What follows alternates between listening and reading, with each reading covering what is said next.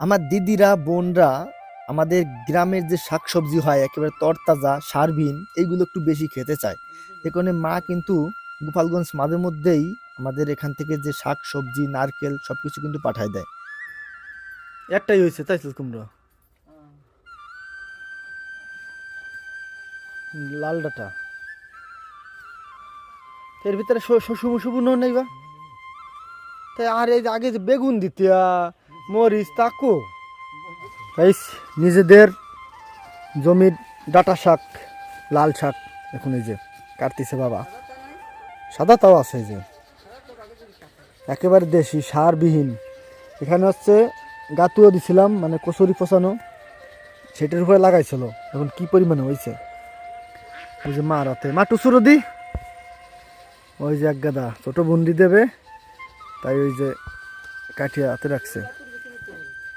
এখন ফিরতেছে ধুন্দল দেখুন বাবা ওই যে ভিতরে। ও ভাই এই যে দুটা এই যে দুটা জালি একেবারে এই ধর এই যে জালি একেবারে চকচকে জালি। তুমি কি বুড়োটা ছিটতেছ নাকি? হ্যাঁ নামাই দাও তুমি। এখন এই জায়গা সব ধুন্দল যদি কমে গেছে, এখন আর ধুন্দলের নাই, বাট তারপরও যা যা আছে কাটতে এই যে দেখছো এই কটা কাটো মেলা ঠিক হয়েছে।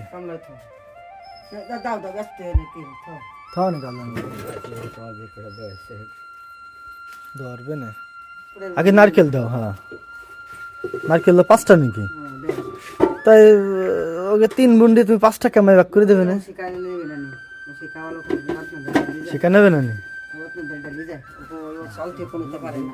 আরে ধুন্দল গেছে কয়টা?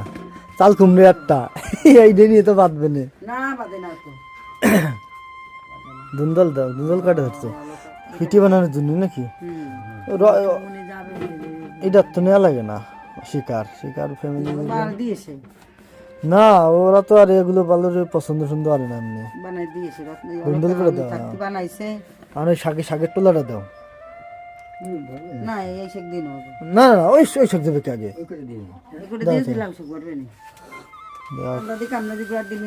এমনি দিয়ে দাও, এমনি দুই ধারে 2 পাট ঘুরে দেওয়া নাকি? এদের অর্ধেক দাও। হ্যাঁ ভালো মানে। আরে এই দিক মুখ দাও অর্ধেক